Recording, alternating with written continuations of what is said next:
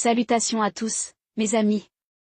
Bienvenue sur votre chaîne préférée, où les histoires africaines prennent vie avec des saveurs, des mystères et des leçons qui vous tiendront en haleine jusqu'à la dernière seconde. Aujourd'hui, je vous emmène dans un voyage extraordinaire au cœur de la ville animée de Kalandé, où le restaurant de Maman Awa ne fermait jamais. Préparez-vous à une aventure pleine de rebondissements, de secrets sombres et de révélations qui vous feront frissonner. Alors, prenez une tasse de thé bien sucré ou un bol de soupe fumante, installez-vous confortablement, et laissez-moi vous transporter dans un monde où la cuisine cache bien plus que des recettes. Ne quittez pas cette vidéo avant la fin, car je vous promets que vous ne voudrez pas rater une miette de cette histoire captivante.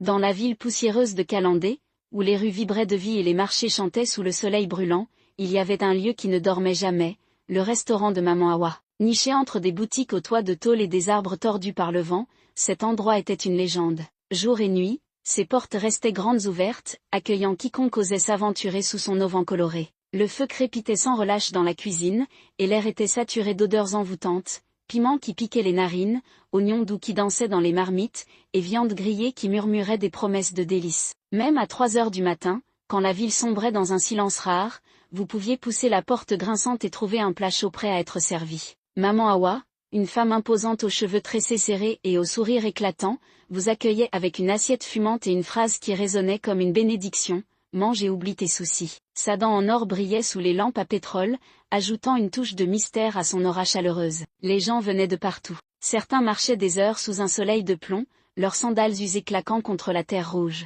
D'autres pédalaient sur des vélos rouillés, les pneus sifflant dans la nuit. Quelques-uns arrivaient pieds nus, les plantes calleuses et poussiéreuses, guidés par une seule obsession, la nourriture de Maman Awa. Sa soupe au poivre était une explosion de saveurs, si puissante qu'elle pouvait redonner vie à un homme épuisé, le faire danser malgré ses os fatigués. Son riz jollof, rougeoyant comme un coucher de soleil, sentait le matin de Noël, avec des notes subtiles de tomates et d'épices qui vous enveloppaient comme une couverture chaude. Sa sauce arachide, épaisse et veloutée, coulait sur le sonam pilé, un igname écrasé avec tant d'amour qu'il trônait fièrement à côté de chaque bol, tel un roi sur son trône. Les clients faisaient la queue bien avant que la première marmite ne soit prête. Dès que Maman Awa posait une assiette sur la table, elle disparaissait en quelques minutes, engloutie par des mains avides et des rires bruyants. Encore un peu de viande, Maman Awa, criait-il, et elle riait, versant la sauce comme une rivière généreuse sur des pierres assoiffées. Les habitants de Kalandé juraient que sa cuisine était tout simplement trop bonne. Ils parlaient de mélanges d'épices secrets,